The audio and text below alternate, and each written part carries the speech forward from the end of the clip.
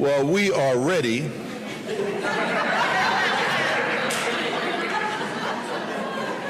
But when we're getting to this area, it's fun and games to listen to how to talk about sex with adolescents. But part of the reason is you're supposed to go back to your churches and talk about sex with adolescents. Now it's getting a little real. So for guidance on that, you don't want an amateurish, off-the-cuff speaker. You want folks who have some deep experience so they can guide us through the waters that we know can be fruitful, know are necessary, but are sometimes deep and a little uncharted for us. And we have two speakers tonight who have extraordinary depth of scholarship, experience in doing this over many years, guiding and teaching others to do so, writing and publishing their work so that they can help the church do what the church needs to do and do it well so that it's life-giving. Our guests tonight, our speakers include Dr. Kate Ott, who took her Master of Arts in Divinity and Religion here at Yale Divinity School and her PhD at Union Theological Institute. I thought so, but I didn't get that myself anyway.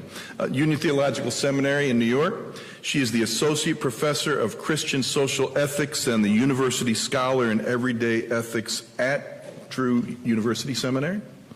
She has been a lecturer in practical theology here at Yale Divinity School, where she is our every year resource for a really important program for virtually everybody who's in the MDiv program here, Negotiating Boundaries. So she's a well-respected and loved resource on these subjects here. She's written multiple books on the subject and edited many books, most recently Sex and Faith, or should I say Sex Plus Faith? Sex Plus Faith, talking to our kids from birth to adolescence. We are in the hands of someone who really has been through this and reflected on exactly how we should revision sexuality, relational joy, and embodied flourishing. And she is joined tonight by Lorien Carter, who took her Master of Social Work at the George Warren Brown School of Social Work at Washington University in St. Louis. She concentrated in children, youth, and families. She has been on the faculty of the Brown School of Social Work at Washington University for over 13 years, having served as an assistant dean for social work. And since 2011, she has been an assistant professor of practice. Since 2007, so just hold that thought, that's 10 years of experience, she has been a trainer in the Teen Outreach Program, or TOP, of the Wyman Center in St. Louis, a nationally recognized, evidence-based youth development teen pregnancy prevention program. And since 2001, that's 16 years, which I'm having a hard time finding as credible that you have been in one place 16 years doing this. She has been the trainer in the St. Louis schools, facilitating developmentally appropriate presentations for middle and high school students on such topics as sexual health and teen pregnancy prevention programs. She is an expert not only in delivering these conversations, facilitating these conversations, but training others to do so as well in healthy and appropriate ways. We are extraordinarily blessed tonight to take on a topic that comes with a sense of a little sometimes anxiety, as Reverend Jackson said, but also has the potential to frame this subject in a way that is life-giving and joy-producing for our young people. Won't you welcome tonight's presenters, Dr. Kate Ott and Lorien Carter.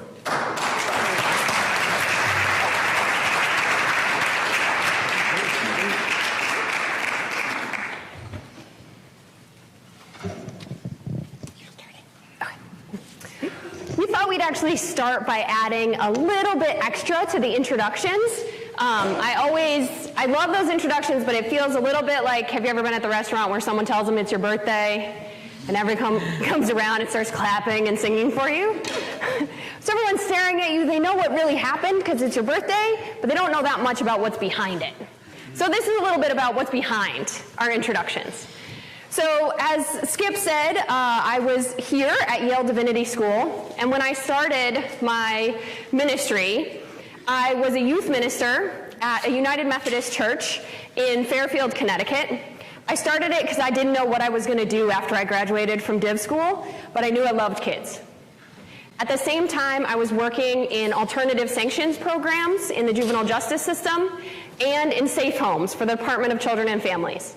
And through both of those experiences, I found that the children and youth I worked with across the spectrum, across towns in Connecticut, all struggled with sexuality issues.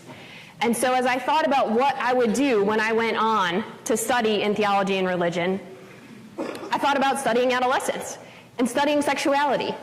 And it turned out very few people did both of those things together, especially in theological schools. So it was great to have the opportunity to put a bunch of fields together in ways people hadn't in quite some time. After leaving my PhD, well, after finishing my PhD, leaving the program, I worked for a nonprofit organization called the Religious Institute. There's a couple of those on a couple of resources from the Religious Institute. It's a national nonprofit.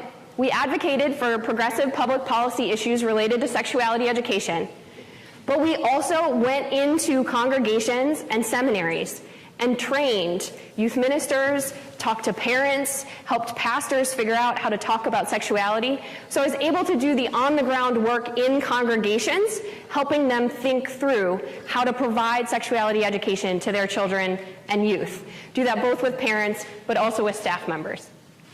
After doing that for about 6 years, I left and went to full-time teaching at Drew University, where I have the opportunity to now teach many seminarians about how to do this in their faith communities, and even more opportunities to be with folks like you today, thinking through how we can do this on a broader scale for everyone, how we think about it when it relates to theologies of joy, but then also how we just get one-on-one conversations with kids going, so that perhaps those kids who are struggling or who don't even know that they're struggling yet can have a positive faith-based influence around how they're thinking about their sexuality. Thanks, Kate. So it is a joy for me to be here with Kate. Like Kate, I am both a hybrid of an academic and a practitioner. So in the 10 years before I joined the Brown School as a professor of practice, I worked directly with teenagers. I started my career as a high school social worker, where I encountered young people who were experiencing a variety of issues, including becoming early parents. And then I coordinated a teen pregnancy clinic at the largest hospital in St. Louis City, in St. Louis, Missouri. We were the only hospital that had a labor and delivery unit within the city of St. Louis, and so we served primarily low-income, minority, young women, more than 100 a year that were facing early pregnancy. And so it was through that work of working with early pregnant teens who were pregnant early and before they wanted to be that I realized I wanted to get some work in prevention. I wanted to get upstream from that and start helping young people develop healthy decision-making skills so that they could then live lives that were really flourishing without struggling to live those lives while also raising young kids. And so I started doing prevention work, which is how I found my way to the Teen Outreach Program, for which I continue to be a national trainer for that evidence-based youth development and teen pregnancy prevention program. So I love being in a space with those of you who get to work with teens on a daily or weekly basis. I really heart teenagers, and it's hard that I don't get to see them as often as I want to, but it is so much fun to be here to share with you a little bit about what I've learned along the way, about how we have these conversations with young people. And while I don't bring the theological lens to tonight's presentation, I do have a strong faith background in history. I was raised in the Christian and Missionary Alliance Church. In prepping for this discussion, I went kind of tripping down memory lane of my own youth group experiences 25 plus years ago. I was very active in my junior and senior high youth group. And another kind of fun memory lane piece, my sister also graduated from Yale Divinity School with an MAR, and today I discovered she was classmates with Kate. So it really is a very small world. We didn't know that until today.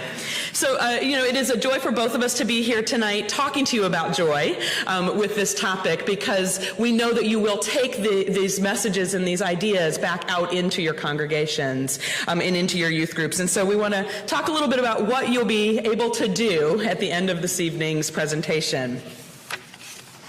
So we think that by the end of our presentation this evening, you will recognize the influence that you have in talking with young people. The Religious Institute did a study not too long ago that asked young people about the messages that they received in faith communities, and it might not surprise you that 89% of the young people who were active in religious institutions said they received inadequate information or no information at all. Many of them reported that their church's efforts to help them understand sexuality was non-existent.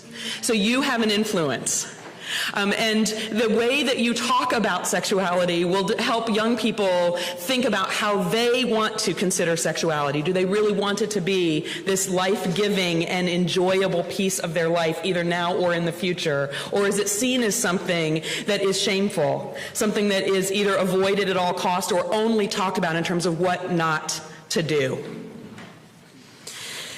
By the end of this evening, we think that you will be able to describe how holistic sexuality education, which is a term we will define for you tonight, should be intentionally delivered in your faith-based context, and that it can be both theologically grounded, which is what Kate will talk to you about this evening, as well as developmentally appropriate for teens, which is where I get to pick up some of that piece. And that by the end of this evening's session, you'll be able to describe at least 3 strategies for how to do this in your spaces. Does it seem like what you'd like to learn this evening? Do these objectives seem useful to you? We're right on track with that? Good. So while we're talking, we have some handouts for you. We will have some time for Q&A at the end. We will ask you to, as we're going through this, if questions come up for you, make those notes to yourself so that you don't forget them. Kind of toss them on your own parking lot so that we can make sure we come back to them during Q&A. And our commitment is we'll address as many as we can during Q&A, and we'll stay after to address those that come up if we need more time for that. Okay, so we have to start this by kind of debunking some myths. This is not an exhaustive list of the myths that exist around sexuality education, but I want to cover a couple that are pretty relevant and salient to our discussion here this evening. So we're going to talk about what the myth is, and then we're going to provide you with some facts and some research-based kind of information to debunk that myth.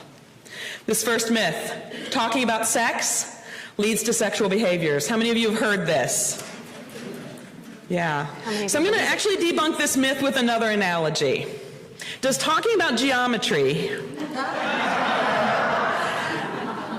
lead to young people recarpeting their bedrooms in 9th grade? It doesn't.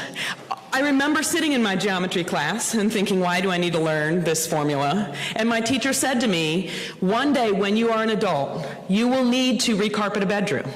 So learn this information now, and you'll need it as an adult. You'll use it later. You'll thank me for teaching you something that you will need in the future. When we put sexuality education in where geometry is, how many of us say to our young people, we're going to give you information now that you may need in the future. One day you're going to thank me for helping you think about this so that when you need it, you have it. We don't do that because we're afraid of this, right? No one is afraid that children are going to race right out and recarpet their bedroom once they learn those geometric formulas. Young people can hear multiple messages.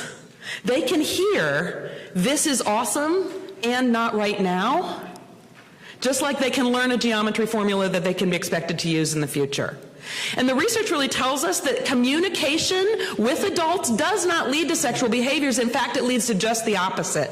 The more information young people have, the more communication they have with parents and trusted adults, the longer they delay sexual initiation.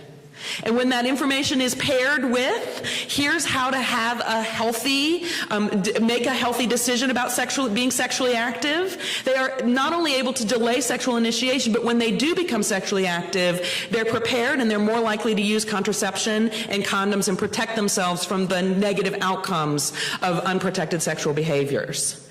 More information, more talking, not less. Here's another myth. Virginity pledges work. Anybody heard that one? Not so many of you heard that. Awesome. Good. Good. So, yeah, I mean, we wish they worked. All of us probably wish that we could just say one time, just say no, sign this virginity pledge, get your t-shirt, get your necklace, right? Get your special thing that makes you part of this pledge movement. And then we don't have to have another conversation about it. But here's the reality. Virginity pledges sometimes work for young teens for a finite amount of time. There's been research that shows that they do help young teens delay sexual initiation for somewhere between 18 months and 24 months, but they are not effective in preventing teens from being sexually active until marriage. The idea of not having sex until marriage, it is not having sex right now, so for some teens it's a great starting point. It's not an ending point. Right? The messages need to not just be about wait, but here are how to make those healthy decisions. And one of the things that research has shown that is kind of a downside of these virginity pledges is when the only message they get is just wait until you're married, and they get no other information about how to make healthy decisions about their sexual behavior, they are at increased risk for early pregnancy and sexually transmitted infections because they are not prepared with contraception or condoms. So certainly I don't think any of us want to put our young people at more risk for those negative outcomes. And by simply just using virginity pledges, that's one of the kind of the unintended consequences. I just want to kind of pause here and say one thing, and you'll hear me say it a couple different times. I don't have a problem with the word abstinence. I have a problem with the word only, right? Faith-based institutions should be conveying values. They should be helping young people make these decisions in a values context. There is nothing wrong with encouraging abstinence. It's that word only that I get stuck on, because when we only talk about abstinence, we leave out a large percent of our young people who are already sexually active, and we leave out all of our young people who are going to need that information in the future when they do become sexually active, whether that's in a marriage context or any other context. So it's the word only that I want us to kind of take out of our discussion. It's not the word abstinence. All right, finally, one talk at puberty, that's all we need. Everybody knows that's a myth, right? Yeah. It's not the talk, capital T-H-E talk. It's an ongoing conversation. And we know from research that young people really need different information at different developmental stages. And they need to have ongoing communication that really is related to where they are developmentally. So we can talk about puberty, and that's one piece of it, but you'll hear me talk a little while later tonight about all the other parts of adolescent development, the other domains of adolescent development, and how those really play into sexuality. So we have another myth, and that myth is that sexuality is all and only about behaviors or sexual orientation. So when I go to faith communities, I often hear, well, I say sexuality 100, 1,000 times. We've already said it probably 50 times today, and you all hear whatever your definition of it is. So part of how we're going to start our conversation is to expand our definition of sexuality. I guess we say the myth is only about behaviors or sexual orientation, because when we say the word sexuality, we often reduce it only to sex, specifically sexual intercourse, especially when we're talking about teens. Or because of the kinds of disputes, fights, continued conversations we have in our faith communities about sexual orientation, that also then becomes the hot button issue that we think we're always talking about. So we want to expand that for our conversation tonight. So in your handouts, the first handout you have, which is beautifully colored, as you look at that first handout that has a grouping of circles on it, I want to say a few things from a theological perspective when we think about sexuality. We are sexual beings from birth till death, right? I mean, your blessing for us today, even thinking about the psalm, right? God created us. God created our sexuality. It is part of who we are and how we live in the world from the moment that we are part of this world until the moment that we no longer are. So when we're going to focus on teens tonight, but we really do mean sexuality education has to happen across the lifespan. Folks in our congregation who are 50 need it, who are 90 need it, who are 10 need this education. that sexuality is so much more than behaviors, we mean to say it also affects the way we are in relationship all the time with folks around us. And because that's true, we can't then talk about sexuality as something we can take off and leave at home, right? Or wrap in a box and wait to open up later in life. It's part of everything we're doing all the time. So we have to be aware of it, we have to speak to it, we can't be afraid of it. So here are the ways that sexuality is operating in our lives all the time. You'll see that you have two sets of circles, and we've given you two different examples because these circles have changed over time. The circles, at least in sexuality education, seem to be the go-to definition of how we expand our notion of sexuality. So it's visual, which is helpful, and it gives you a lot of different language pieces to help you think through what sexuality might encompass. The first person who's credited with making these circles is Dennis Daly. We did not give you the original circles. We gave you on the left the circles that are often used in Our Whole Lives. Has anyone here used the Our Whole Lives curriculum? It's UCC and Unitarian Universalist. So, okay, we've got one who's aware of it. For those of you who are part of the Ministry Resource Center here at Yale, all of the curriculum are available in the Ministry Resource Center for you to look at. So those on the left come from there. The ones on the right are the ones I tend to use, and some of the Yale Div students will know we do this in our professional sexual ethics class as well. Those are a little bit newer, and you'll notice the differences. In that new set of circles, instead of having sexual identity, they've pulled out gender identity and sexual orientation as two separate things. And instead of having a circle that talks about sexualization, which we might see as a negative aspect of sexuality, they've put in behaviors and practices. The two circles also have a different way of representing the overlapping values, power, agency question that goes into how we define. So those circles around the outside are descriptive, right? They tell you the various aspects that are part of anyone's sexuality.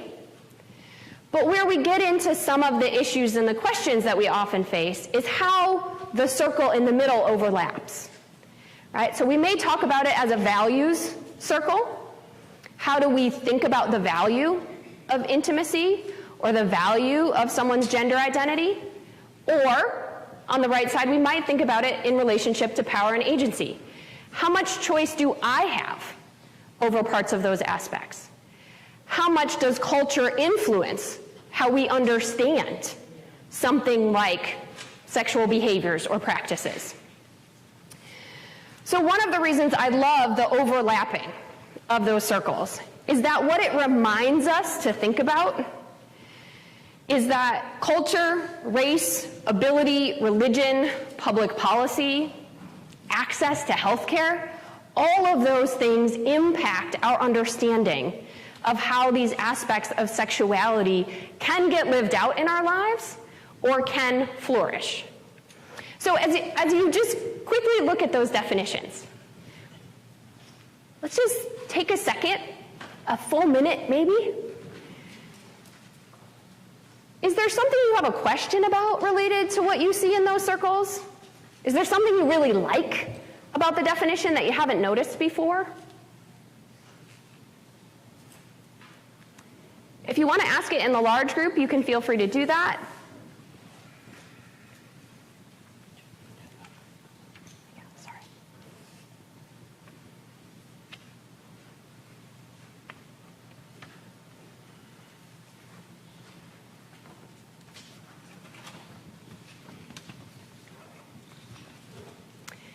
Okay, can I see a show of hands? How many people, when I said the word sexuality, and we're going to define sexuality, thought of all of the things in those circles? How many people thought of at least 3 of the circles?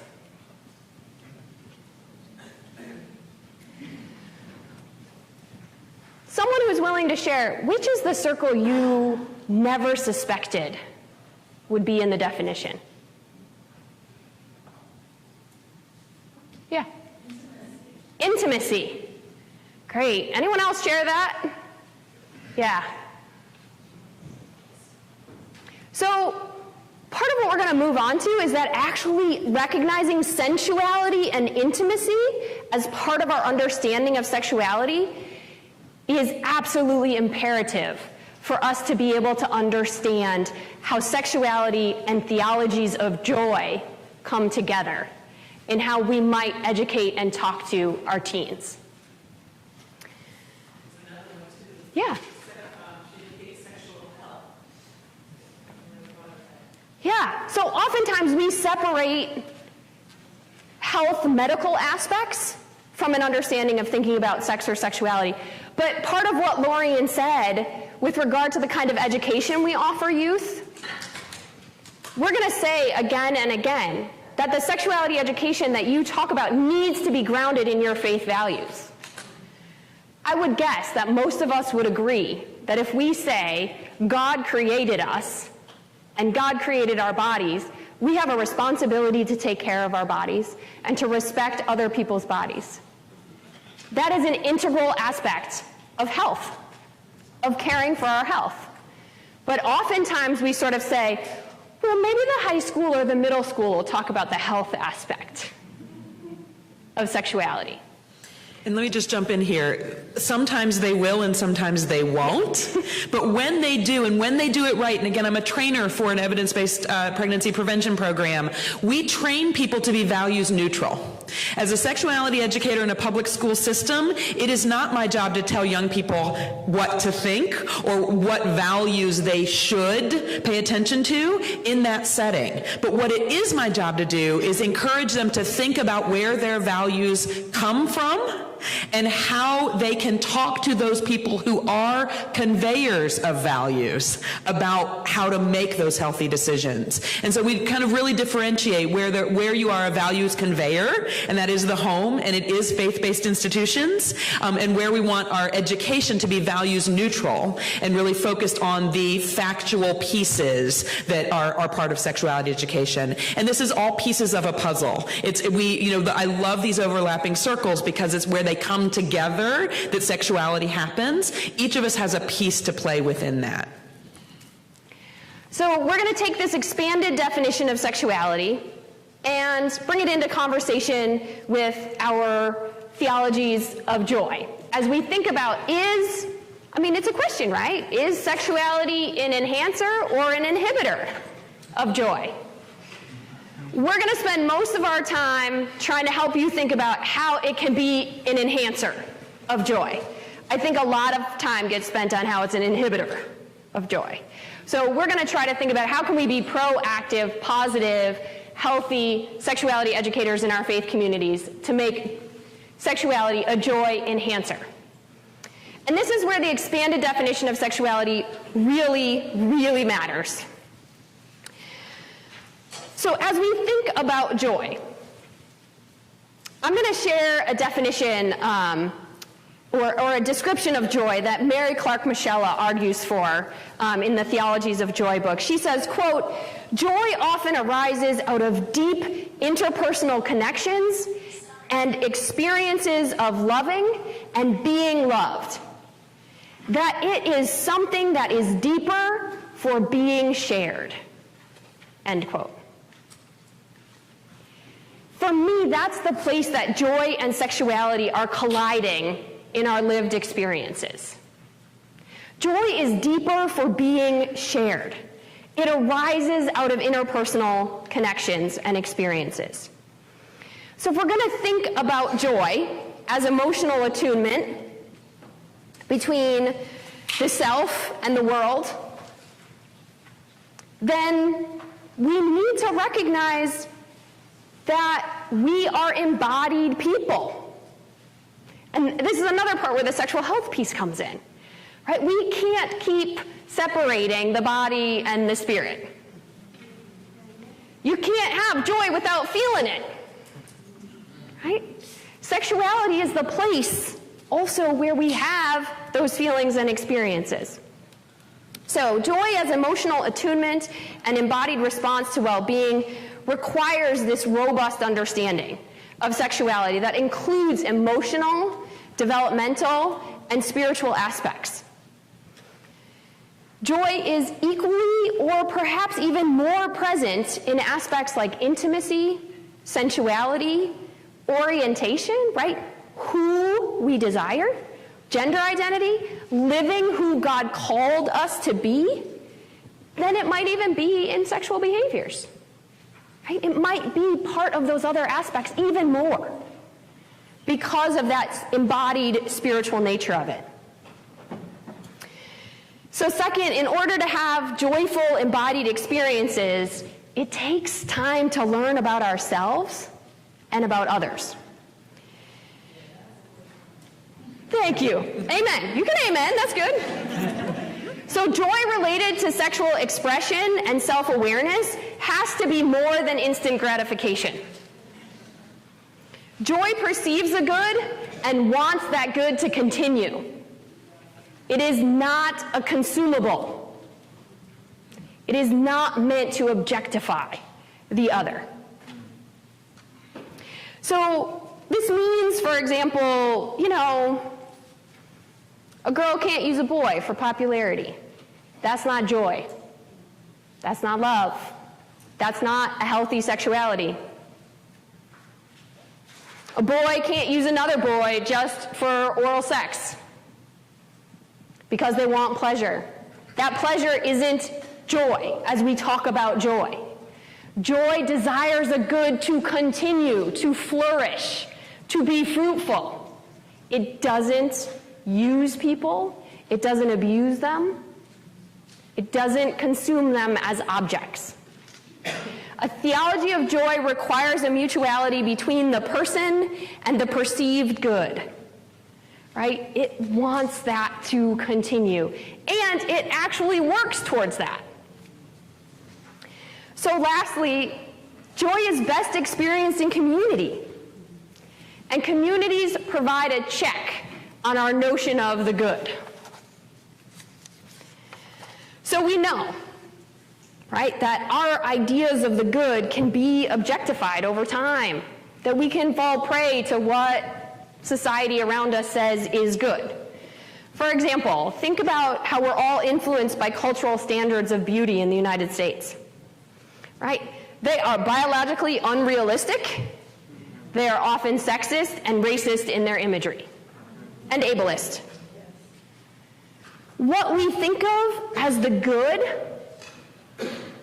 of beauty, is directly impacted by what culture produces for us, what we are sold.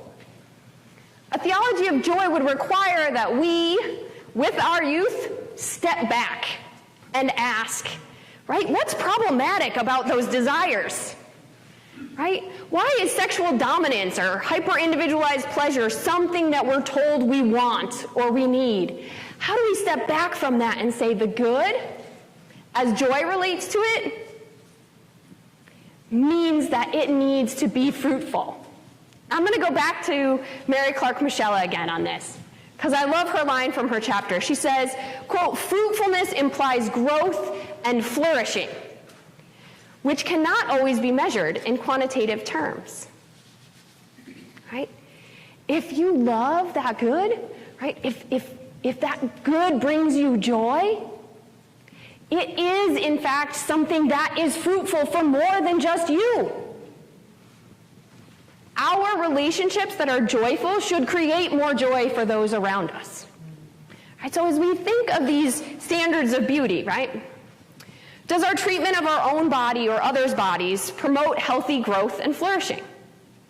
Do we starve ourselves? Smush our flesh into constricting clothes?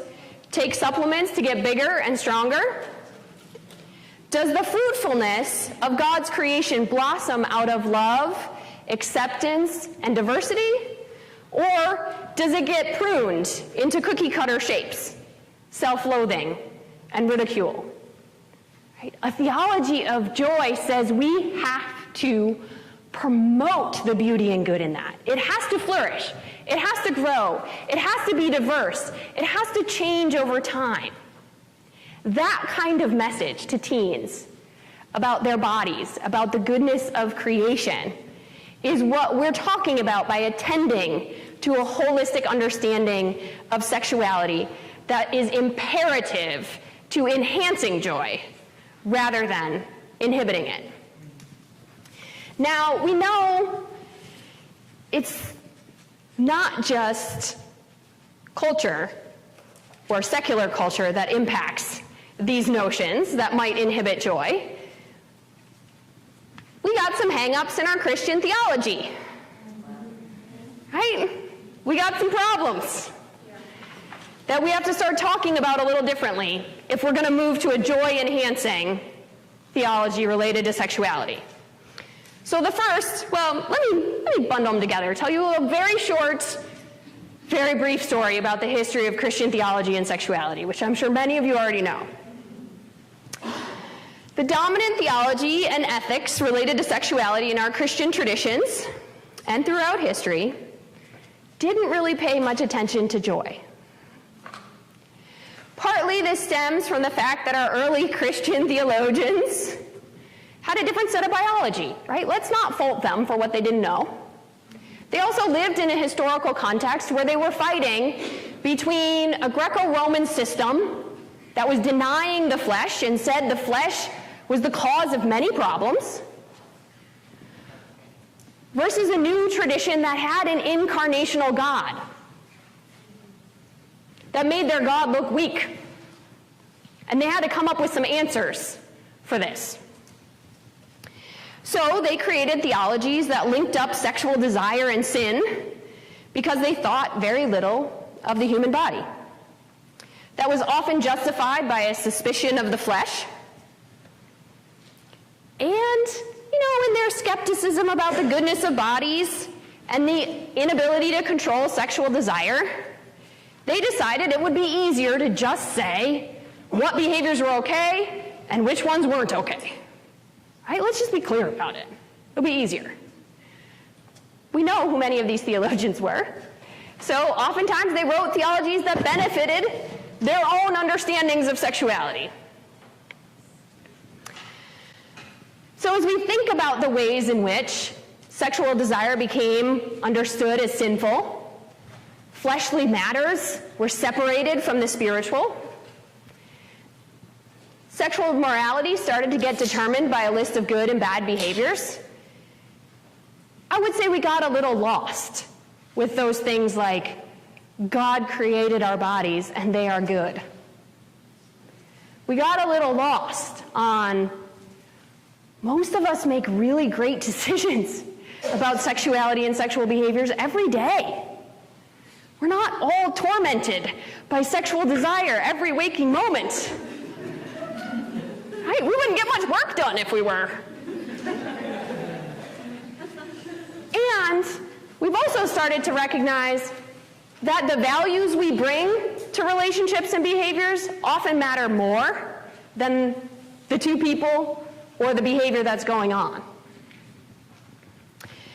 So for example, right, one of my favorite founding fathers, St. Augustine, decided that heterosexual penile-vaginal intercourse was the penultimate behavior if you had to do anything. Preferably don't do anything, but if you had to, that would be okay because you could produce children. And what he worried about was whether or not you could contain those desires to produce children. He didn't worry about whether a marital relationship was consensual or whether a woman's health was at risk for having multiple children. Right? To him, controlling the behavior was more important. We have well moved past that historically. We need to move our theologies and our understanding of sexuality when it comes to adolescence past that as well. And we can do that by thinking about joy. Right? A joy-enhancing theology says sexual desire is physical and psychological response, and that generates feelings that can contribute to the emotion of joy.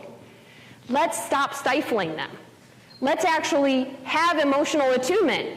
Let's understand them so that we can control them, so that we can exhibit them in healthy, flourishing relationships. As we think about emotional attunement, it's going to require a robust practice of embodiment and self-knowledge. We can't keep separating the body and the spirit and talking about the flesh being weak. The flesh and the spirit are so intertwined that if one is weak, both are deeply in need of spiritual help. Joy is also a life being led well and the life going well, which means the morality of joy needs to be determined by the balance we have between self and other. It might be our friend, it might be our parent, it might be our sibling, it might be a romantic relationship. But ultimately, this relationship is based in values. It's not based in specific behaviors that we can have on a list and hand out to folks. Okay, so we've kind of set the stage for you a little bit about how we are conceptualizing joy from this, or sexuality from this joy-enhancing perspective. And now we're going to take a minute to have you do some thinking. So if I said sex ed in church, I also want to tell you, you're already doing it. You're already conveying some kind of messages around this broader definition of sexuality, whether you're talking about sexual behaviors or not. There's something that is happening or not happening which also conveys messages to young people. So the next handout on your table is a list of 12 different topics. These again are not, it's not an exhaustive list of all of the things that you could be doing within your youth ministry or within your congregation that are related to this broad definition of sexuality. But we've picked a variety of topics. Things like sleeping arrangements at lock-ins, social media guidelines, whether or not you have diversity within your youth leadership with regards to sexual orientation, with regards to gender identity, and to the extent to which you give youth voice and choice around the policies and procedures that exist within your youth group. So what we're going to do is we're going to take some time now for you to look through this list and individually, whether you're here with someone else from your congregation or not, individually circle yes or no. We do this, and if you say yes, give a brief example. Jot a note to yourself about what you're doing. Or no, we don't. And if you say no, we don't, provide your rationale. Why don't you? We'll take about 10 minutes for you to do this work, and then we're going to have you pair up and do some sharing. So this is a think, pair, share. The first part is your individual thinking on this. I just want to emphasize there are no right or wrong answers, and there's no number of yeses or nos that we're looking for. This is a critical thinking opportunity, so please be honest to the best of your knowledge what you do, what you don't do across these topics. Any questions before you get started? All right.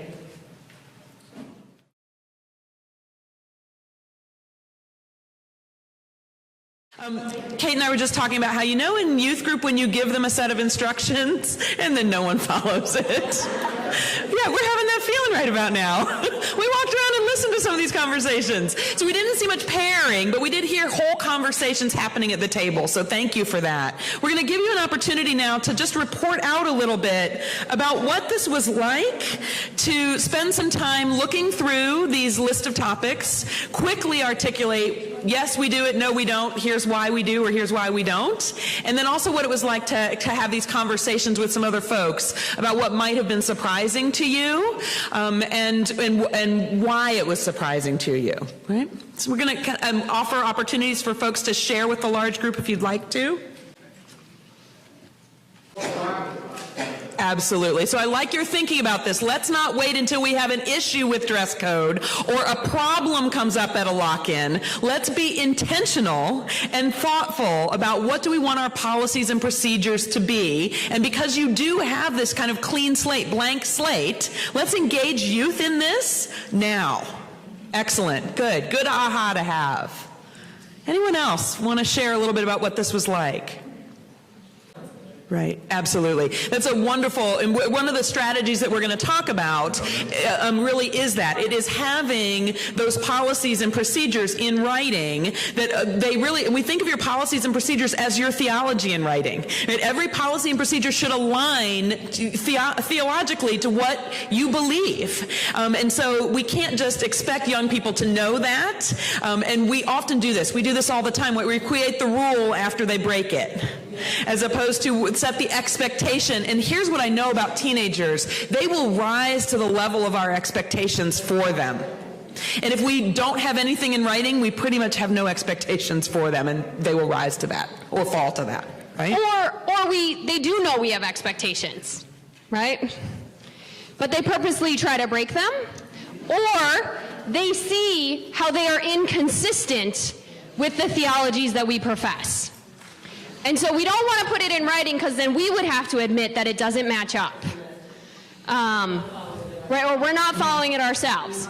So the whole point of this practice is that it's a theological act that we can do together as we think about what we're saying are our standards, are our ethics for our group together. So, fabulous point. Great. But take one or two more answers. We're kind of reporting out from this activity.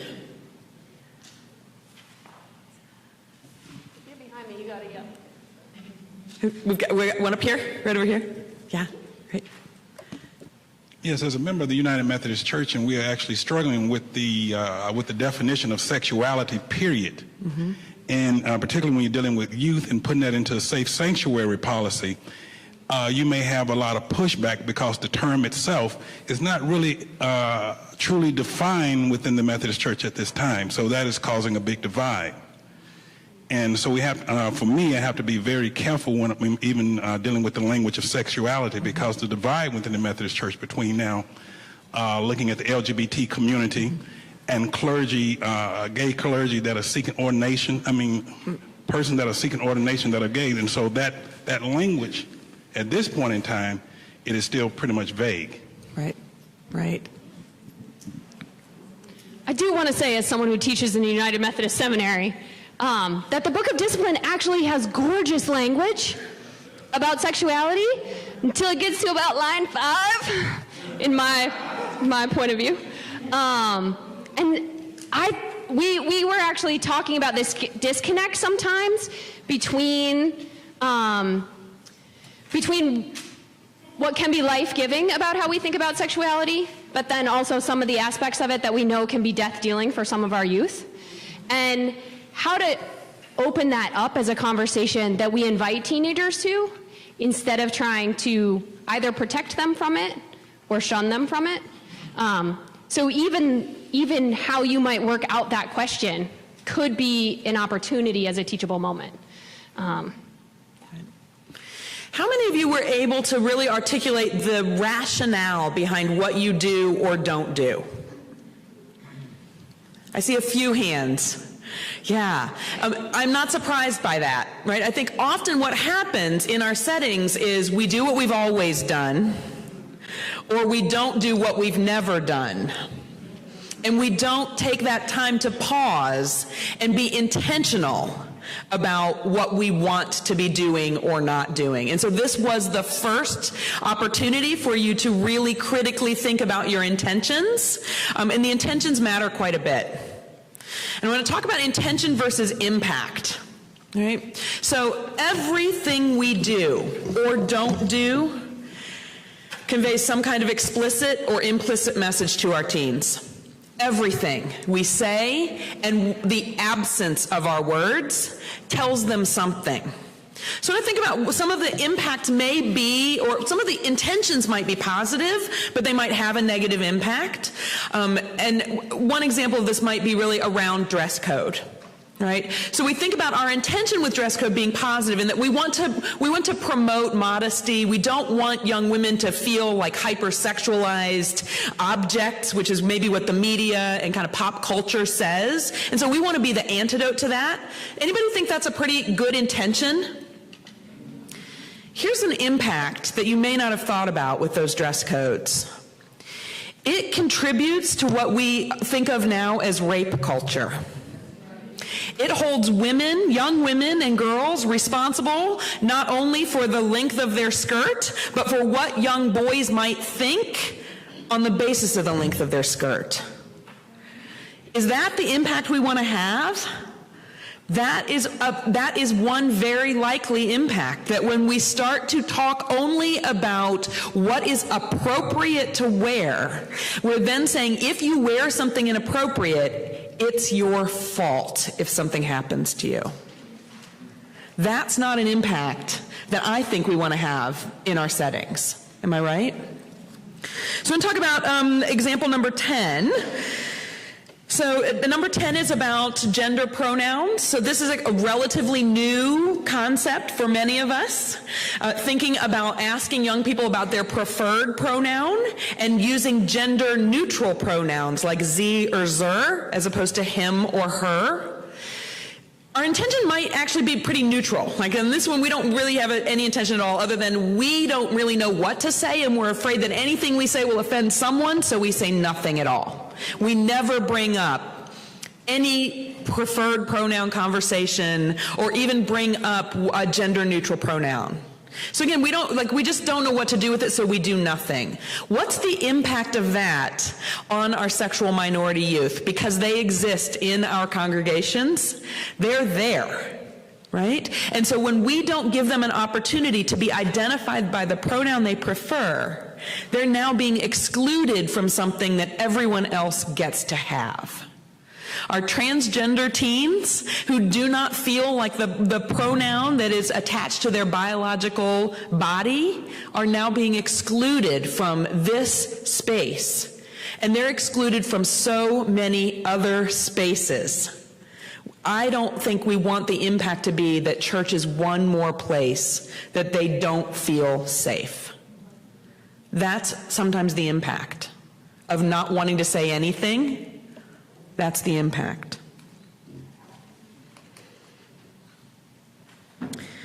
Sometimes we have a really clear intention that we want to portray a theology. And it may be our denomination believes that transgender is not acceptable because God created each person in his image and God doesn't make a mistake. So if you don't identify with the gender God gave you before birth, that's on you, right? Anybody heard that actual message or been responsible for conveying that message? We heard last night in our discussion about depression and suicide, some very real statistics for sexual minority youth, including transgender youth. Transgender youth are twice as likely to attempt or to die by suicide as sexual majority youth, right? If we are saying who you are is a sin, the impact is they will leave us. They will leave church, our church, they'll leave any church, they'll leave faith, and then they will be socially isolated, they will have no safe space, and we know that those are then those risk factors that increase the likelihood that they will experience depression and consider dying by suicide. That's a very real impact of the message that we're giving. So again, everything we do or don't do conveys a message to young people.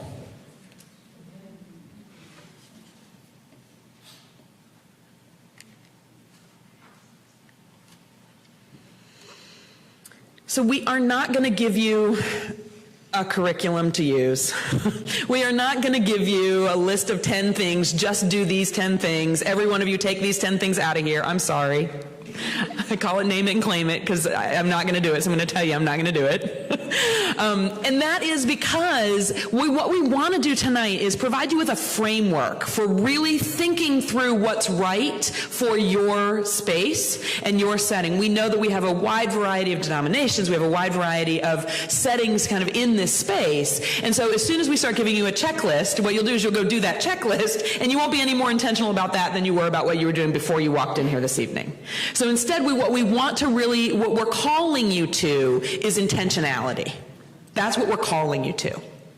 So when we think about the things you should do, the intentions we want you to have for this, we want you to have approaches that are aligned to adolescent development, that are developmentally appropriate for the young people in your settings. So this is a chance, I'm going to give you kind of a crash course in adolescent development, the domains of adolescent development, which I really just love to talk about, because everything that teenagers are doing, they are supposed to be doing. Like, they're doing exactly what they should be doing as they move from childhood into adulthood. And everything they do makes sense from a developmental perspective. And so even when we're talking about how we can talk about sexuality with them, we want to do that in a way that really helps them move from childhood into adulthood with regard to that developmental perspective. So we know about the physical changes that happen during adolescent development, right? We know about those puberty changes, but there are so many other domains and things that are changing for young people. Their cognitive capacity is changing. Their ability to think abstractly. They're moving from being a concrete thinker for whom just don't do it because I said don't do it might have worked, into being an abstract thinker, where now they want to know, but why? When they're asking that question, that is developmentally appropriate. It is frustrating to adults to constantly be asked why by toddlers and teenagers, but it is really developmentally appropriate for them. So when we say just don't have sex until marriage, they're going to come back with, but why? Why? I might not ever get married, or I might not legally be able to get married in my state if I find myself attracted to my same gender. And they'll also say things. I just moderated a youth panel not too long ago, which again was so much fun for me. And I asked them, what do you hear about in your churches about sex and sexuality education? So I wanted something besides just the research. I wanted my own research on these teens. And one of them said to me, we get told that, we should not have sex until we're married. But in the Bible, men had lots of wives. Nobody's telling us we can have lots of wives. That is cognitive development on display. They are smart enough to know we've picked and chosen a few things from the Bible that we say the Bible says. And they say the Bible also showed us this. Do you really want me doing that? Right? That's that cognitive developmental phase. The other changes that happen during adolescence, psychological development, is that identity search. Who am I? Who am I going to be? What am I all about? How am I different than other people? How am I the same? That's where that gender identity and sexual orientation shows up in our broader definition of sexuality. That is part of that search. They're experimenting and trying on identities all the time. And they're trying on identities in our youth groups. They're coming in and saying, I don't want to be Gabby anymore. I am Gabrielle, right? Or actually, you didn't ask me what my preferred pronoun is. Today, my preferred pronoun is I'd like to be him and her, and him and his, not she and hers. That's part of that adolescent development. That's the psychological development. That's what they're doing. They should be doing that as they kind of find themselves. Wouldn't we agree we do want all of our young people to move into adulthood finding themselves and living their genuineness, right? They have to experiment with those things. Social development, it's the reason peers are so important. They are figuring out who they are in relationship to their friends, in relationship to their family, in romantic relationships. That is a task of adolescence. So they are going to come into our youth groups figuring out who they are in relationship. And they're going to want to experience that. When we shut that down by saying, no public displays of affection, boys here, girls here, transgender in some neutral space where you don't get to be with either, we limit their ability to actually practice that in a safe space where we can be conveying values messages, right? And then moral development is the other adolescent development domain that we want to talk about. Young people are figuring out what values they want to keep and which values they want to let go of. That's why churches and families are such important places for them to have a set of values that they can at least decide they don't want. They have to have something that they can hold up against themselves and say, do I still believe this? My parents believe this. What does this mean for me? So if we are leaving with that out, we're leaving them with a void that they then are trying to figure out on their own, and then we often don't like how they go about figuring it out. Right? So that moral developmental stage is where the values really come in. And it's through that then that we can be encouraging. Another thing we want you to do, intentionally encourage your young people to make decisions based on their values, what they believe, and challenge them to think about how to think, not just what to think, but how to think. Right? I have a couple other shoulds that are very theologically driven, so I'm turning it back over to Kate. I'm on, right? Yeah, okay. I wanted to add something we don't currently have in here. It's both a shameless plug and a fact that my memory is continually failing me. So I went and got my book from the corner. So if you have questions, you can look at my book at the end. But two of the things I wanted to point out that Lorien is hitting when it comes to adolescent development is that there are also stages of faith development, right, that map onto how we think about adolescent development. And a number of kind of routines we have in our faith life that end up directly impacting youth is that we think about confirmation as an end instead of a beginning. So as you think about getting your teens to this place where they can be abstract thinkers, where they can start to make these decisions, where they see the impact of relationship on community, we think, great, some of us spend a year, maybe 2 years doing this, and then we're like, hey, you're an adult member. Good luck with that. Right? We need to continually have this because also adults go through these same cycles of thinking through their faith. That needs to be part of it. And that fits with what we said earlier when we think about adolescent development. We want to talk about what's going to happen in the future, knowing you're not doing it right now. So how many of you have done a program for teens on what marriage is like? Would I guess most of us want them to end up in healthy, loving, long-term relationships? So we need to start talking to them about what healthy, loving, long-term relationships look like. Right? This is the part of help them think about that. That's going to come later. Knowing that building it now helps them get there. Because what they're doing is they're observing all of those in your congregation right now, and they're either modeling themselves after it, or they're thinking, these people are crazy, they don't live their values in their relationships at all. Right? So let's make sure that we're being intentional about how we make some of those concrete connections for our youth. So earlier we discussed the theology of joy and how it relates to sexuality. Thanks. So again, as we talked about, this means that we need to, as we are intentional about the fact that we are embodied spiritual beings. Right? Let's not run away from the health aspects or the body aspects as we're talking about sexuality. It means that when we're discussing sexuality with youth, we need to do it from a positive body perspective, connect our faith values to relationships and decisions as acts of joy enhancement. Right? That's one check on people's behavior. So, did that decision you just made in that relationship, did that enhance your joy? I'm guessing we don't usually ask kids that question.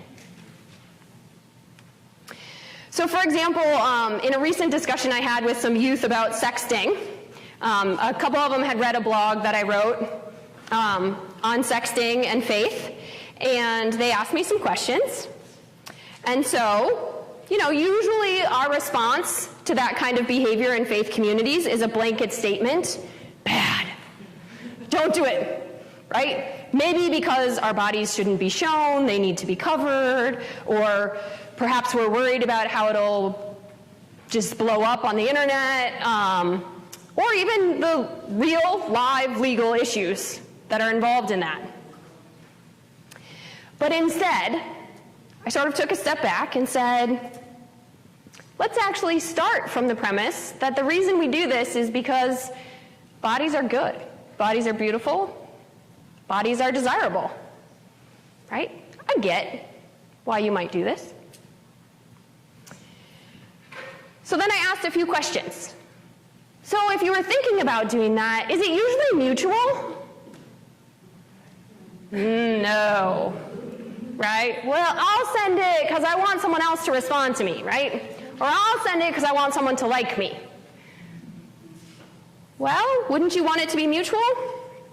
Right? Is this going to deepen your relationship with that person and with God?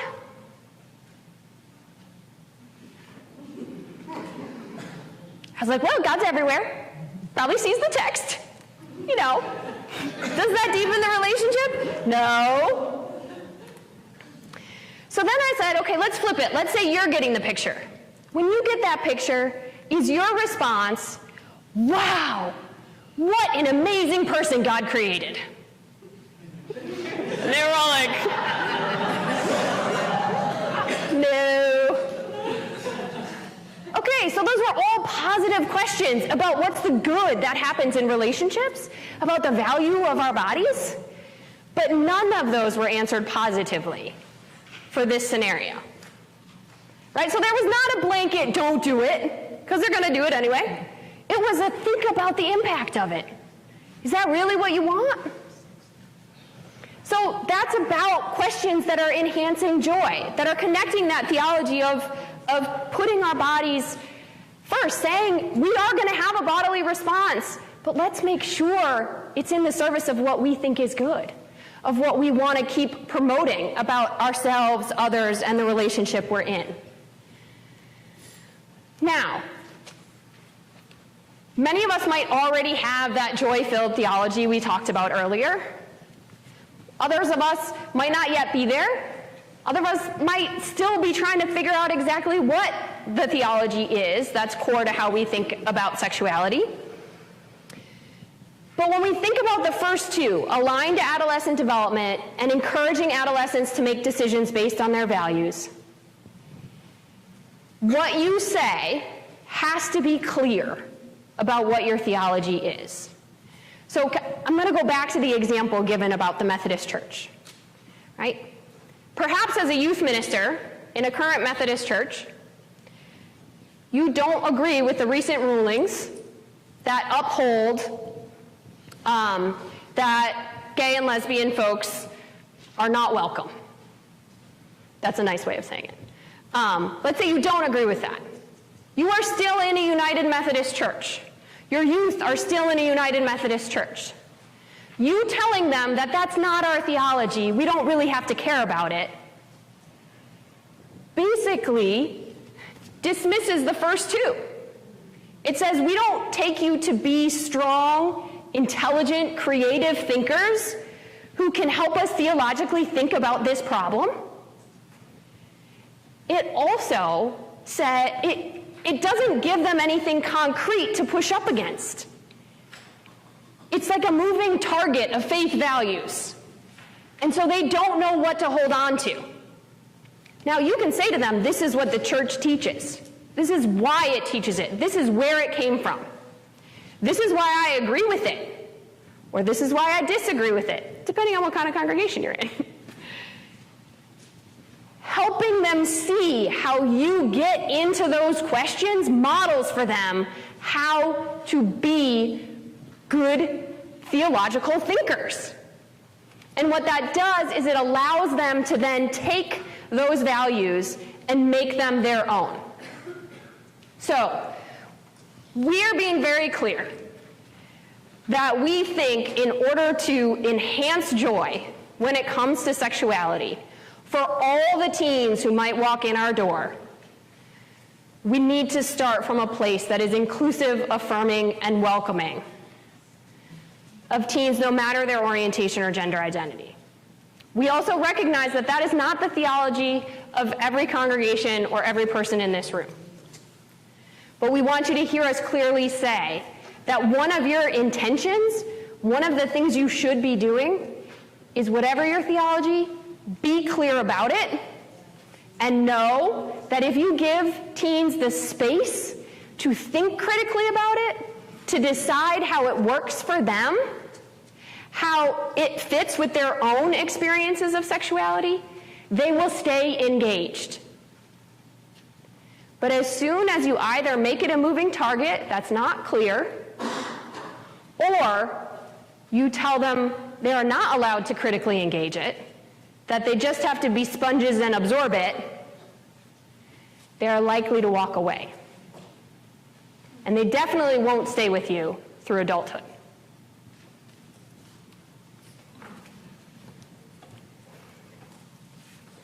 All right. So we're going to kind of walk you through an example, and I promise this is a fictitious example. We didn't pick any of your youth groups on purpose or accidentally, but this fictitious youth group spends one lesson a year in its senior high youth group on a lesson that's kind of just say no to sex until marriage. Again, not your youth groups, but a fictitious youth group. So this fictitious youth group is led by Kate. She's inviting me to do some consultation with her because she's just not really sure she wants to continue doing this lesson the way they've been doing it. But she's going to at least describe for us what the lesson is that they usually do, and then we're going to kind of unpack intention, impact, and whether or not it's joy enhancing or inhibiting. So Kate, tell me about this lesson you do in your youth group. So I appreciate you coming to help me out and think about this. I know you have a lot of experience in it, and I want you to know that every year, once a year, I give up an entire youth group meeting to this topic. Awesome. Okay, it's a busy schedule, picking what we're going to concentrate on or not concentrate. Yeah. It's an entire lesson for the youth group every year. It's definitely my priority. I struggle with exactly what to teach, so I turn, there's these great curricula out there. They're easy, they're flashy. Oh my gosh, I don't know who does their layouts, but I feel like the kids should love them because it looks like social media. So it makes it a little easier because I can just buy the one off, great book, flashy, everybody gets their own little thing to take home. So that... Like a button or a t-shirt or a necklace. Yeah, I love it. Okay. It's like an artifact. They talk about that in school, whatever. But what you need to know is that the most important message that our church leadership and our parents, because I have talked to both, I don't just go out and do this on my own, I've talked to both of them, they want the kids to hear that we need to abstain, they need to abstain from sexual intercourse until marriage. So how do we get them to do this, right? That's the question they leave me with. I agree, I want that for our kids. So, the lesson we use, it reminds students of the contrast between having Jesus as Lord versus being their own Lord. Why it's better to submit to Jesus as Lord, because you want to honor his word in your relationships and live by his rules that govern your body and your sexual desires. But when the teen is the Lord of him or herself, they're driven primarily by whatever they want at the moment. So that's sort of how we set it up, how the conversation goes. And I add that we know, that boys can't really control their sexual impulses, and girls need to be on guard, so as not to entice those impulses. And so if they just put Jesus first, right? When that happens, you see Jesus first. I'm sorry. I'm trying. That for them, it's a stop in whatever behavior they're thinking about, but it also really, reinforces what's the most important message, and it's faith-based, right? I love that the whole point of it is thinking about a theology of Jesus as our Lord and Savior and what Jesus is calling us to in all of our actions, even when it comes to sexuality. Great. Okay. So I want to just kind of talk about the intention here. So the intention is to convey a theologically driven message around kind of the sacredness of a particular sexual behavior, in this case, sexual intercourse in the context of marriage. Right? Yes. That again, that's kind of what you've set it up to be, and the way to get there is to not be Lord of your own life, but to let Jesus be Lord of your life. Mm-hmm. Yeah. Let me tell you what I think that sounds like to a teenager. The impact on a teenager. So one impact is that young people have so little control over any part of their lives. They feel so little power and agency over decisions that they make. And now we've taken away one more place by saying you also can't be in charge of your life here. Right? That's an impact. And the impact of that message, that implicit message, not your explicit message, but the implicit message that you don't get to be in control, is a perfect place for power struggles. And what is power struggle other than a desire to have power and to take that back? And so they're going to push back against that. I think you're likely to hear a lot of yeah, but, ... and that you're going to get into conversations that will take you away from your intention. Right? I also, I think, as we have already discussed with our larger consultation group here this evening, the messages, the implicit and in this case explicit messages around young women's responsibility and young men's inability to have any kind of control over those impulses is problematic. It's very gendered. It's very, it's very sexist, and it's certainly not the impact that we would want to have if we want young women to feel like they have power and control, as well as young men to think that they can make decisions, healthy decisions. And again, so kind of taking that piece away from our young men and our young women. I also think that there are some places here where if you have youth in your church or in your youth group who are not heterosexual, they can't find themselves in this lesson. There's no place for them to know what they should do. And so they're left without any information and maybe even feeling excluded from a conversation around what, ultimately you're seeing that at some point many of the youth will get to have this experience, but some of the youth in your congregation may not see that they could ever have that experience in the way that you've set this message up. So I'm wondering if those are the impacts that you want to have. No, I mean, not precisely. I think if we took out some of the gendered part of it, and I hear you on the control piece of it, but how else am I going to ground it, in this sort of faith-based idea that, they don't have to engage in that behavior, and that the best place for it really, I know they're probably not going to wait till they're married, but some of them might, and some of them might wait a little longer.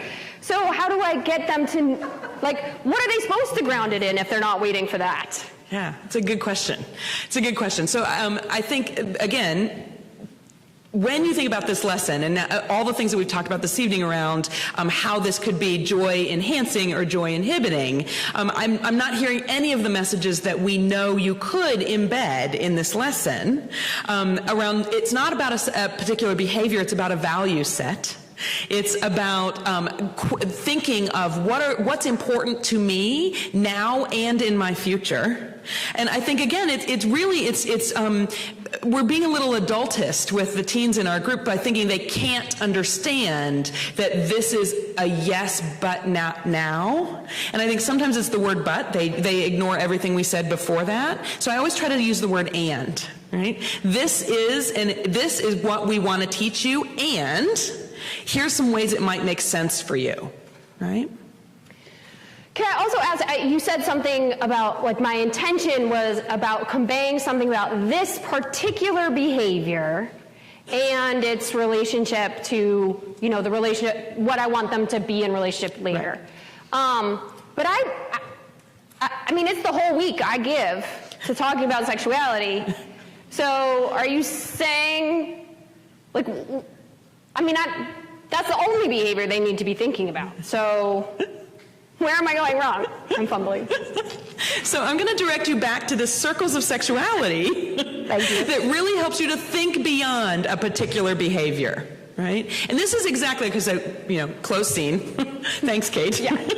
But this is exactly what happens. We find ourselves in this kind of circular pattern, right? Of, I really don't want them having sex until marriage, so anything you say, I got to put it around, how do I make sure they don't have sex until marriage? We get stuck in that. right? And so what we want to always be thinking about as youth leaders is how do I get out of that box and think, is everything I'm saying conveying a values message, a theologically driven message to young people? How do I really flip the script on this, right? I'm just going to jump in before we keep going. I want to share two quick anecdotes. One was a youth group I was just in about 2 months ago here in Connecticut, and the youth minister invited me in and said, you probably, it's not your usual youth group. This might not be the conversation you usually have. It was older teens, and she said, the only thing we've ever talked about is, risky behaviors, not having sexual intercourse, at least saving it until later. But they wanted to know about all kinds of other behaviors. And no one knew how to talk to them about making decisions about all kinds of other behaviors. And she figured this out because she overheard them having a conversation about whether oral sex was okay or not, because no one had said that wasn't okay. That's the cognitive development, right? That's a legitimate question. So we had a conversation about making decisions about all kinds of behaviors. What are you looking for before you make those decisions? What do you want out of a relationship? How do different kinds of behaviors change the way you interact in a relationship? Right? So talking about all those different relationships. And yes, we overplayed the spoof a little bit about, Jesus is Lord and just put Jesus in front of you. But I did that specifically because I had a seminary student. We do a little game at the beginning of one of our sexuality education classes where I say, did you get positive, negative, silent, or mixed messages about sexuality growing up in your church? And he said, I feel like I need to share this story because I think other people will have gone through this as well. So afterwards I asked him, can I share that story in other settings? Because I think it really has an impact. He was told this exact thing, not just in one lesson, but over and over and over again in his youth group growing up. He did everything right that we might think about from, a sort of Christian theological perspective of, he didn't do anything but kiss this one girl that he went out with until they decided they were going to get married, and then, they decided they were going to get married. They didn't have sexual intercourse until they got married.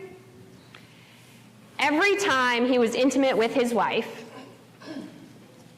he feared Jesus popping up.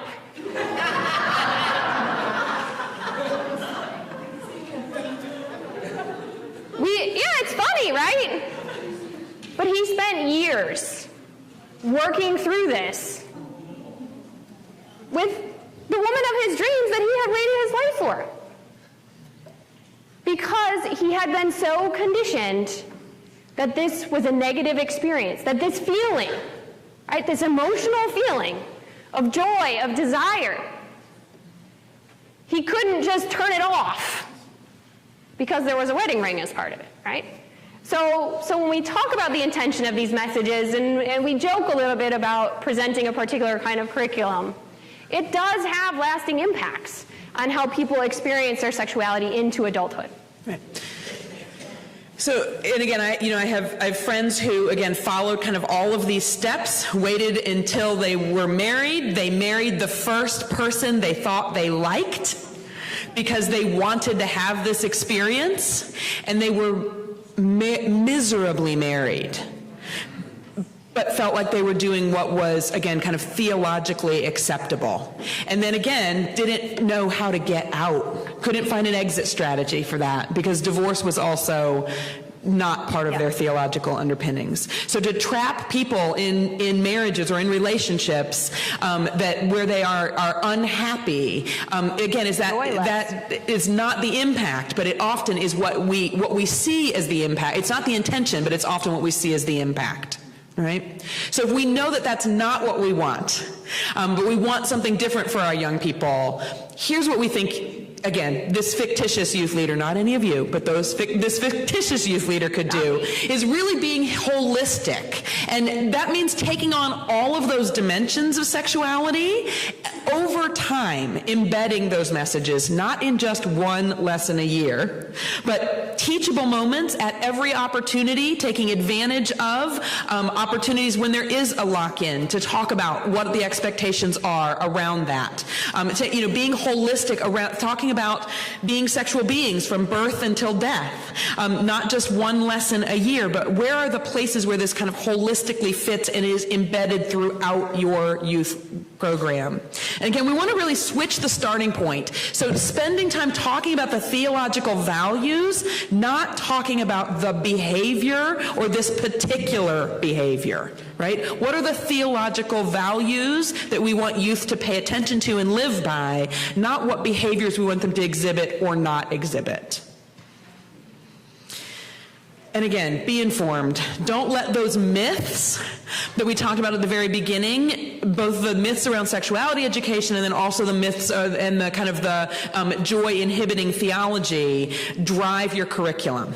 Instead, make sure that you have factual curricula, make sure you have information, kind of current information that is driving your curriculum.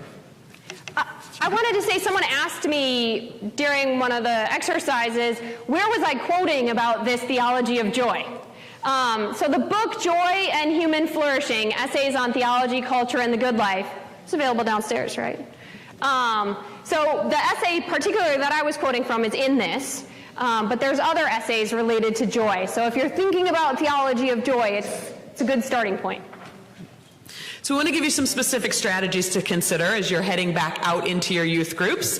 One is to review your policies and procedures. We talked a little bit earlier about these really are your theology in writing. If you don't have policies and procedures, this is your chance to write them proactively with youth voice included, with them so that they should be able to articulate how the theology is showing up. There should not be hidden agendas. There shouldn't be well, here's what we say on paper, but wink, wink. Or we have to say this, but really, nah, right? There should be no hidden agendas within that. Again, having youth provide input into those policies and procedures. This creates that collective ownership, and it makes it more likely that they will then understand why the policies exist and then also hold themselves and their peers accountable for that.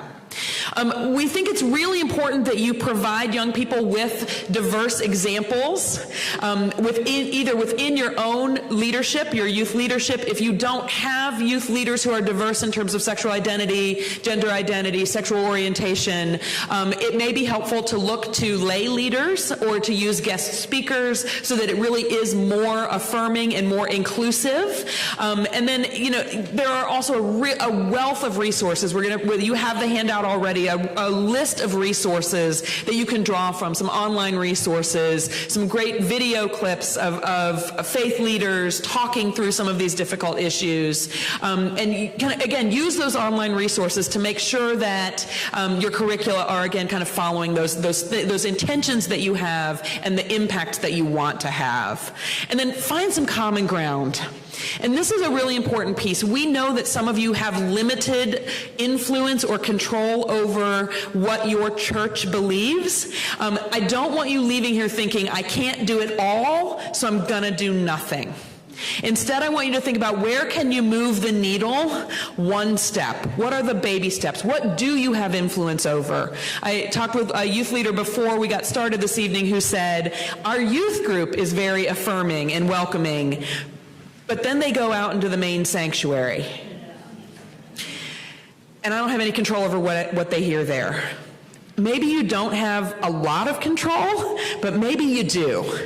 Maybe this is the opportunity to talk to the other leaders in your church, the other congregants in your church, to say, hey, listen, is this the impact we want to be having?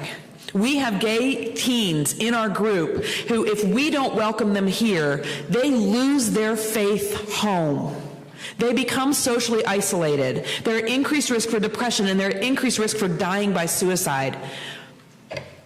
Congregant, is that what you want for the young people in our church? It's not what I want. So use your voice and be that voice for young people. It goes beyond you, what you do in your closed youth group space downstairs, and moves into how do you help the church move the needle. But please find some common ground on the things that you can do. And consider this a work in progress. This won't happen overnight, but that this is a work in progress that you really have a really, really important role in. So as we kind of give you these strategies, consider, there's this third column in your handout. So if you flip that handout over, you would see a place to really kind of think through the impact of your decisions, your yes and no's on the first side. And that third side is what could you do more of, less of, or differently? So we have a few minutes. We're going to ask you to just take 5 minutes or so and make some notes. Again, you don't have to do this for each individual one, but I want you to think about within these categories, what are some things that you can leave here and you can start doing? What are some things you can leave here and you can stop doing? And what are some things that you can leave here and continue to do? So if you're doing something great and these strategies we've suggested, you're like, I'm already doing that, continue those things. So make some notes to yourself about things you want to start, stop, or continue as you leave here.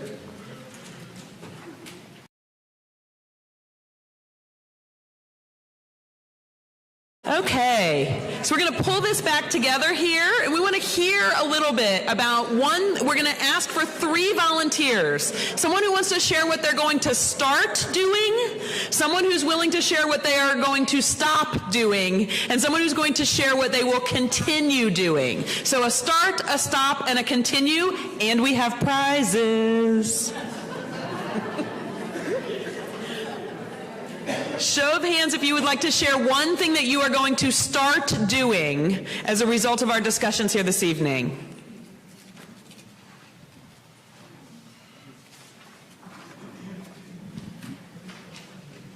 We're going to start including the youth on the curriculum that we do pick, because a lot of times it's just whatever the church says, that's what we use, and you never ask them or include them. Even if you have guidelines, you have to include them in the guidelines to build up like a charter for what it should look like.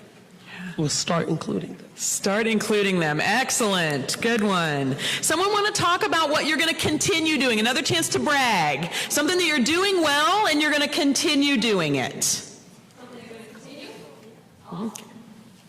We're going to continue to respect those persons regardless to what our opinions and our hidden agendas are.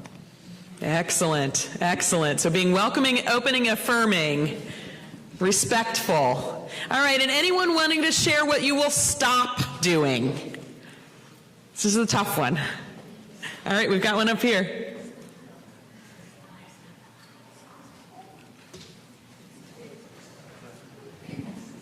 Want to stop being afraid of what their parents might say or think or react to, like, making me afraid of getting into some of this stuff. Want to stop being afraid of what their parents might say or think or react into fearing me into a corner to not have some of these conversations or have better policies. Fearing you into a corner. I like that phrasing. Yeah. Good. Thank you. Thank you. Anybody else? So those are our 3 prizes, but does anyone else want to share anyway, even without a prize? A prize. I was just going to say that, and kind of in relation to what she's going to stop doing, but kind of further start/continue, is building the leaders within our group to kind of fight the barriers and the stigma within the church as a whole, within the parents, within their communities, in their school, and their peer groups in general, to kind of give them the voice, like you've mentioned, and help them create the I don't want to say norm, but the acceptance, and break the barriers down. Excellent. Thank you. Anybody else? All right. I think what really hit me was stop telling them, don't do this, and teaching them more the values. That really hit home because that's how I was brought up. You don't do it because I said so. Yeah. So yeah, that hit. Yeah. Good one to stop. Anybody else? Something you're going to start, stop, or continue? Yep.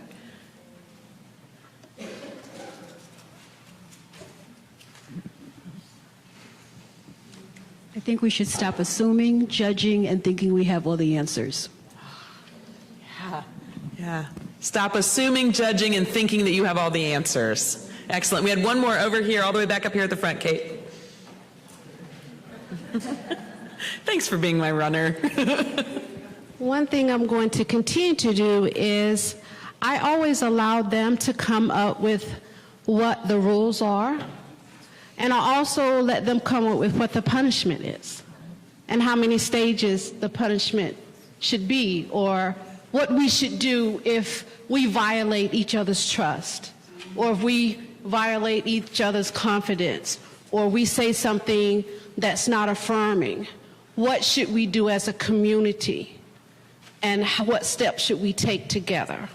And I noticed that they do awesomely well, better than I could ever come up with. Excellent. So, and again, continuing to invite them to come up with those rules, and then maybe also connecting the theology to that, letting them connect the theology. We'll kind of force that critical thinking about, but why is this the rule? Why should this be the rule? Right? And then why should this be the consequence? And is the consequence theologically grounded? Yeah, excellent. Excellent. So we're going to bring it full circle for you here.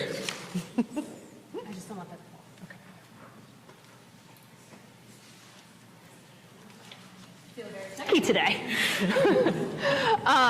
So as we think about sexuality as a joy enhancer, we want to come back to that notion of holistic sexuality education, right? Holistic sexuality education, attending to all of the aspects of those circles as we do education, can respond to the theological and educational needs of our youth. And we can do that in a developmentally appropriate manner. If we make that part of our goal, that is a way that we can enhance relational joy and embodied flourishing among the teens that we work with and whom we serve. So there are holistic sexuality education curricula out there that are not faith-based. But those that are faith-based, or those that give you exercises within that faith-based context, especially a Christian context, often go to at least these four aspects theologically. They value the goodness of creation. So if we think about the goodness of creation, that requires that we know how our bodies work, that we have age-appropriate information, that we have access to the kinds of communities of support and facilities that can help us make good decisions and be equipped, right? So that simple theological value leads us to a number of aspects of sexuality that we have to attend to. These curricula often promote the love commandment. So remember what we said about joy balancing what's going on in a relationship, that it's not just about consuming this object or this other, right? The love commandment is central to how we think about that, right? It's committed to putting God at the center and balancing individual and multiple relational needs around that: friends, romantic relationship, parents, siblings. Then one of my favorites is this third, that when we think about holistic sexuality education from a Christian theological perspective, it means that we know God through an incarnational theology. Right? Christianity believes in a God that lives in our flesh, in our bodies. We can concretely talk about this with teens, right? It promotes and deepens that emotional attunement. That's part of how we think about joy, the good of our bodies to be respected and cared for. But it also helps us know, very simply, hey, God was once in a body. Jesus knows what puberty was like. Right? I mean, come on, when you think it's horrible, Jesus about it. That's incarnational theology in its realness in the life of a teenager. And then lastly, holistic sexuality education from a Christian theological perspective. It's lived out in a community of support. This is not something individuals do on their own, or they pair off into and we can stop talking to them. As sexual beings from birth till death, holistic sexuality education is ongoing. It requires community support that might be lived out in your policies and your practices, to keep folks safe in your faith communities, but also to support them as they change and grow. It also means that we have a responsibility for others beyond our immediate relationship. Holistic sexuality education means I want that health, that flourishing, that joy for others. And I have to work to create a broader world where that's possible. So if the images we absorb tend to be overly sexist and racist, I have to care about that. I don't just have to say, well, it's okay for me, because the body I got is, it's okay culturally. No, I have to work to say that standard is not okay for everyone. We need to change that standard. We need to show the diversity and beauty of people's bodies across our faith communities and be accepting of that, right? That's what support lived out in a community means. It means that we have to create a different world than the one we already have. It's also a key part of how we think about joy. A theology of joy is now and not yet. Right? The fancy seminary word I paid a lot of money for is eschatological, right? Use them, you paid for them. So, we can have joy, and it can be momentary, or it can be present in a particular relationship. But that is not the end of the joy that God wants for all of God's creation. So that means that it is now, but it's not quite yet what it should be. And so we have to keep living that out in community and working towards that. So in closing, we've referenced the handout on your table that you got that has a whole list of resources for you. I just want to pull a few of these to your attention.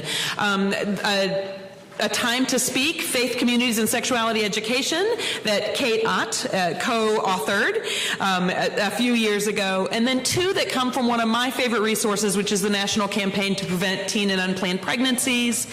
They actually created the Countering the Silence, a faith leader's toolkit for preventing teen pregnancy. And that was started with Latino churches and has some very broadly and transferable messages that I think you'll find really useful. And it is a robust toolkit. It's not like a one-page list of a few things. A multiple-page PDF with a wide variety of resources. It's also bilingual. And it's bilingual, available in both English and Spanish. And then most recently, the National Campaign partnered with a Values Partnership, which is the country's kind of top organization that is engaging religious leaders on important social challenges to create a toolkit specifically for Black churches. And so it's the nationalcampaign.org/Black Church, and they've created a video and a website to really help church leaders address again the issue of teen pregnancy. What I like about our talk so much tonight is that we weren't just focusing on the negatives. We weren't looking for the things we want to reduce, but we do want to reduce teen and unplanned pregnancy, and we do want to reduce the risk that young people face for experiencing a sexually transmitted infection. And so these resources are particularly useful around preventing or reducing the risk of these negative outcomes embedded in this kind of holistic model. And then Kate's book, Sex Plus Faith, talking to our kids from birth to adolescence, which several of you received as your prize. So I want to say about that lots of congregations ask me to come and talk to their kids. And I say, okay, but I have to talk to your parents too.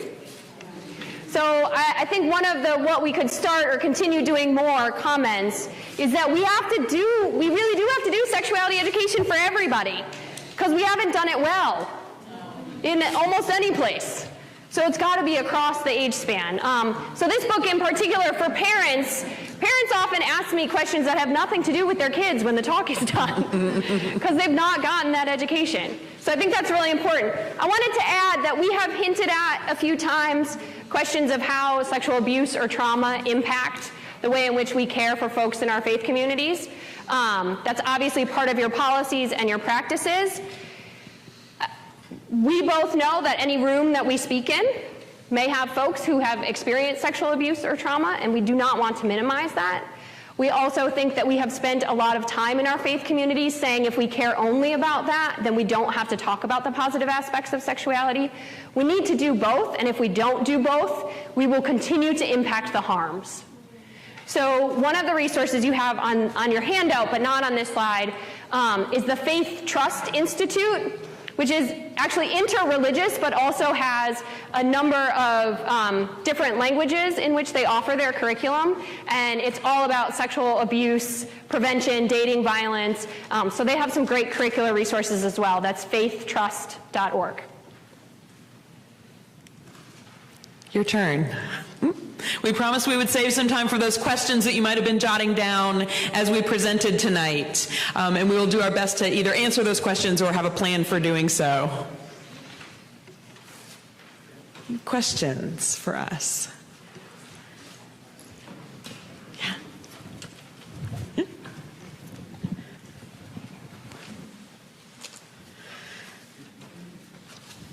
Hi, I kind of have two questions. So my first is, how do you promote church unity within this? If you have a youth pastor that believes something and a senior pastor that believes another, how do you promote church unity within that? Just to be a cohesive whole and be a church that is unified? And how do you still create dialogue that is healthy for the youth group? You. That's all you. So I think a few things. First is, for example, those four aspects of thinking about holistic sexuality education from a Christian perspective. Just to start conversation with the leadership of the church. What do you all think about that? Would those be four values you would want to promote? Right? Can you connect the created and goodness of our bodies to how we talk with the teens and the youth? How would they articulate that as adults? Can you think through how you might talk about the love commandment as a way to balance all relationships without having to get into which relationships are good or bad?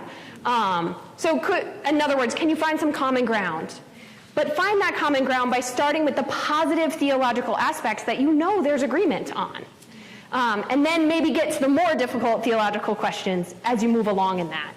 I also think the other piece that's incredibly important in this is to involve some of the youth who you know are really thoughtful about this in the conversation. Because what can often happen is senior pastors or adults in a congregation can think, well, you're the youth pastor, you're just supposed to take care of it. Or you're just trying to push your own agenda on these teens who don't feel that way. So through your own leadership, empowering the teens to be part of the conversation can help them think through how they think about it, how they talk about it, and how they represent their own voice in a faith community, which, regardless of whether you're talking about sexuality or not, we know has an impact on them developing healthier relationships because they feel valued, they feel that they have a future in the church and in their own leadership, and they get to think theologically, which they often don't have a space to do. So even the activity of trying to do it actually ends up helping.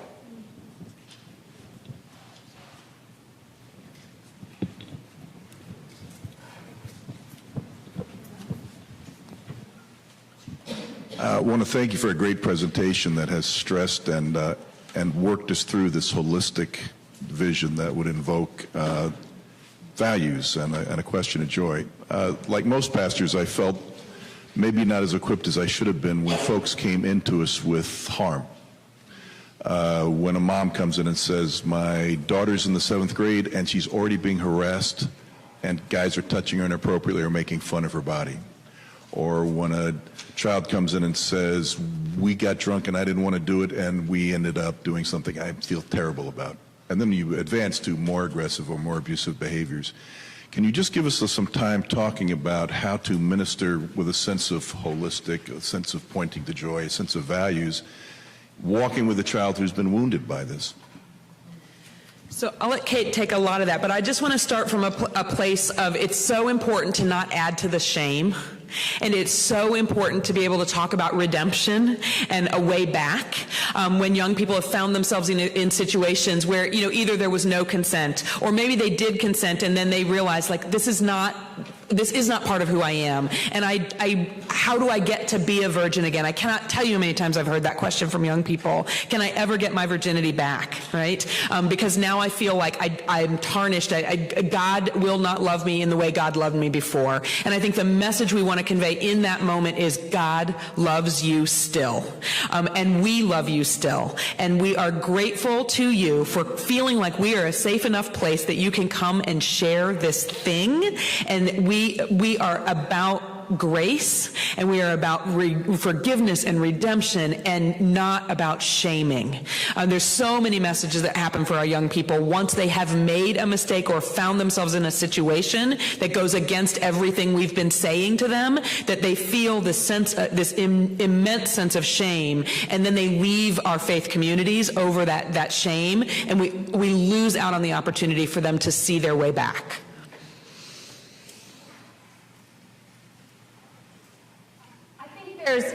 First off, I think you're doing something right if people are coming to you with those questions, right? I mean, if you really were a faith community that people did not see as able to talk about this, they wouldn't even come with those issues.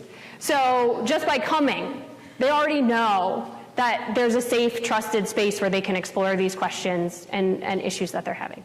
I would say a couple of things related to that. One is it's always a reminder that if we haven't thought about having the policies and practices in our own church that prevent abuse or bullying, then how is it we can sit with folks and say, we're so sorry that happened, we stand by you, you know? We have to start doing something ahead of time. So it's a good reminder that if we haven't done that, we need to do that now. The other piece, I think, is that as we've talked about joy, it might seem like a zero-sum game, right? If everything's going well with your sexuality and your relationships, then you have joy. It's up to 10. And if it's not, or if something harmful has happened to you, then it's at 0. But what we know from our own theological experience and tradition is that joy is with us in the midst of suffering as well. Right?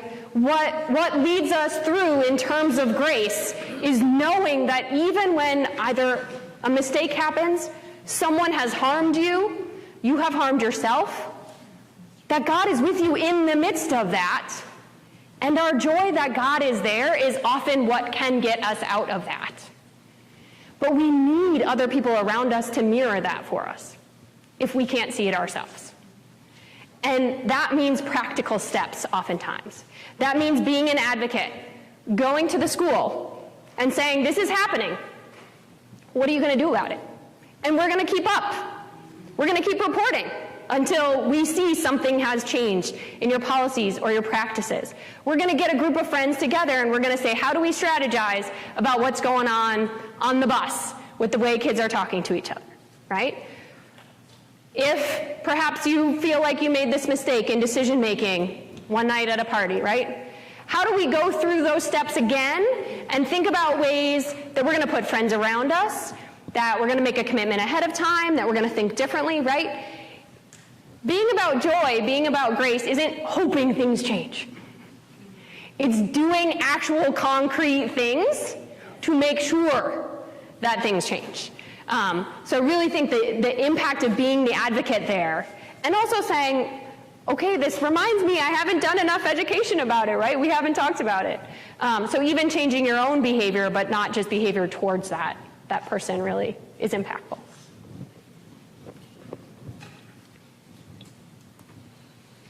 Any other questions for us? All right. So I've seen several of you taking pictures of slides. This would be a good one to take a picture of if you'd like to stay in touch with us and be back in touch with us if questions come up as you do move forward with the things that you're going to start in your youth groups, the things that you're going to stop, and the things that you're going to continue. If we can be a resource, we want to be. So thank you for your participation this evening.